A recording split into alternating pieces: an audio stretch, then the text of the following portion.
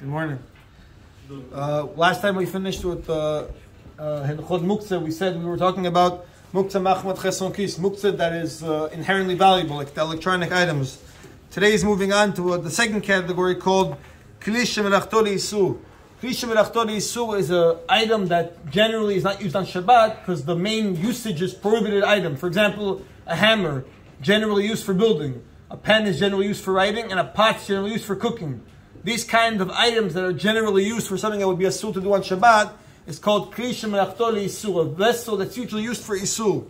He says this kind of category, you're allowed to move these vessels for tzorach gufo, meaning if you want to use the item for something permitted. For example, you want to use a hammer to break open a walnut. So you want to take the prohibited item, generally that's prohibited, and use it for something mutar, that would be allowed.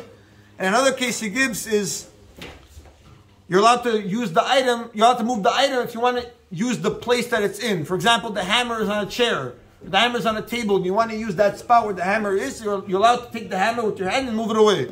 Because anything that's tzorach gufo, you want to use the item itself or something mutar, tzorach mikomo, you want to use the place, it's allowed. And once he says you're allowed to pick up the item, as long as it's still in your hand, you're allowed to put it now afterwards wherever you want. Meaning I picked up the hammer on the dining room table because I wanted to eat there, or I wanted to use it to break open a nut. Now he says I can take the hammer and put it anywhere I want in the house as long as I didn't put it down yet. You can even switch hands. You just can't give it to anybody else and you can't put it down. But then you can put it anywhere you want because you picked up the muktze with permission.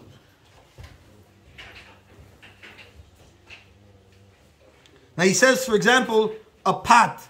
A pot, he says, is most times you use it for cooking, right? Maybe sometimes you use a pot to put fruits inside, or you keep the food inside to serve with the pot, but most times a pot is meant for cooking, he says. Therefore, we consider it a Kli Shemelachto Le'isu, meaning you'd only be allowed to move it if you want to use the place or the item, but you wouldn't be allowed to move it if it's going to be damaged from sun to shade, or if it's going to be stolen.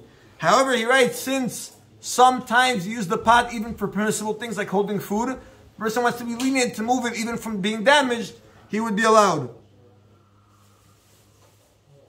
And he says likewise, let's say you have an empty pot on the table. And now we say the pot's empty, right? It's a Kli Shemelachto Le'isu. But you want to clean up the table. He says you want to make it that the house would be clean. That's also, even though you don't need the place technically, that would also be allowed to move the pot in that case. Now what about, he says, let's say you have an item that sometimes it's used. One second, let me find it inside.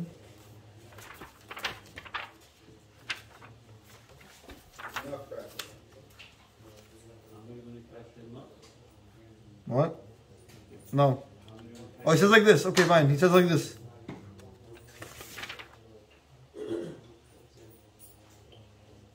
Let's say like this. He says, let's say you want to open up, let's keep the example of opening the nuts. Yeah, let's say you want to open up a walnut and you have in front of you the hammer and also a nutcracker.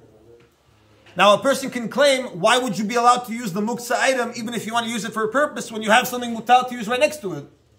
Right? We allow you to use the hammer to open up a walnut, but if you have something mutar, like a nutcracker right next to it, why would we allow you to move the hammer? So some people say you're actually not allowed to move the hammer since you have something mutar next to it. But he brings down, Al-Badi Yosef writes, at the end of the day, you're doing what Chazal allowed. The rabbis allow you to use a hammer to break open a nut, so you're doing what's allowed.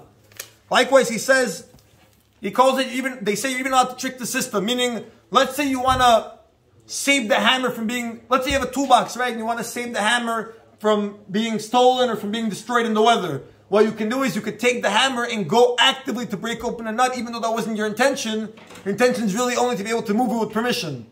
And the only way to move it with permission is if you use it for something. So you'd be allowed to go and take the hammer to break open a nut, to use it for something. That way you're allowed to move it wherever you want.